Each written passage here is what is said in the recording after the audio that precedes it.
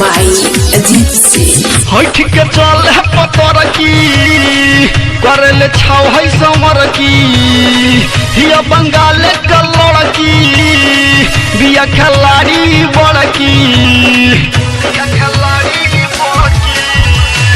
ठीक चल है पतर की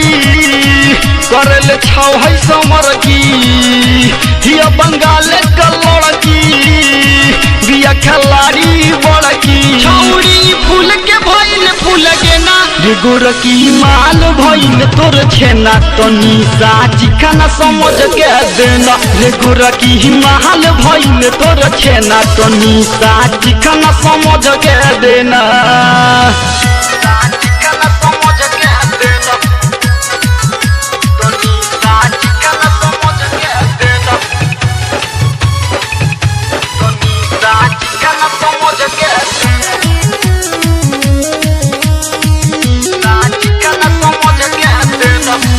कहबले जवानी अपन रखबे सहित के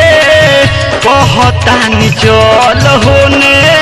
दे दे बैठ के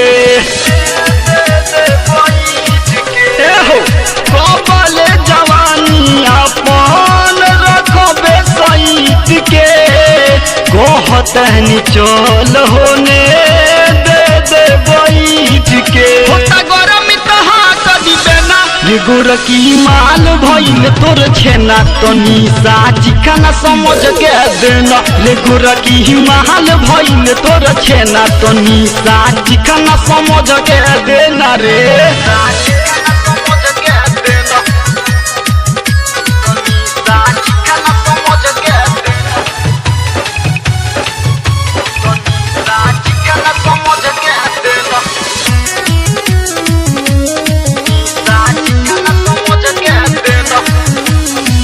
जीवन जो वाला जिसे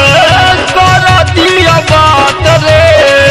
रविंदर भोजपुरी से नई के अड़ात रे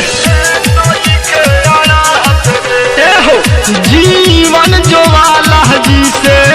कर दिया बात रे रविंदर भोजपुरी से नई के अड़ात रे देखिए गोरकी माल भइल तोर छेना तनी साची खाना समझ के देना ले गोरकी माल भइल तोर छेना तनी साची खाना समझ के देना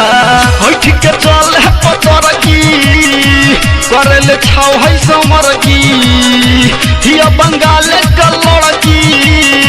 बिया खिलाड़ी बड़की छौरी फूल के भइल फूल के ना गोरकी माल भइल तोर छेना तनी साची खाना समझ के देना रे गोरकी माल भइल तोर छेना तनी साची खाना समझ के देना।